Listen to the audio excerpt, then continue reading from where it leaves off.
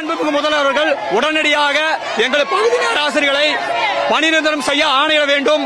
தற்போது எங்களை வாழ்வாதாரம் கருத்தில் கொண்டு 12,500 வழங்கப்படுகிறது. இதை வைத்து குடும்பம் நடத்த முடியவில்லை.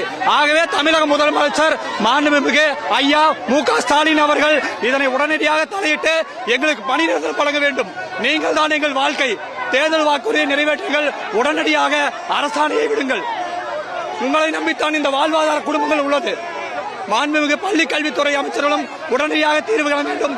எங்களுக்கு முதலமைச்சர் சந்திப்பை தான் வழங்க வேண்டும் என்பதை இந்த நேரத்தில் தெரிவித்துக் கொள்கிறோம். தேர்தல் வாக்குறுதி 187 கொடுத்தாரு. 4.5 ஆண்டு ஆயாச்சு.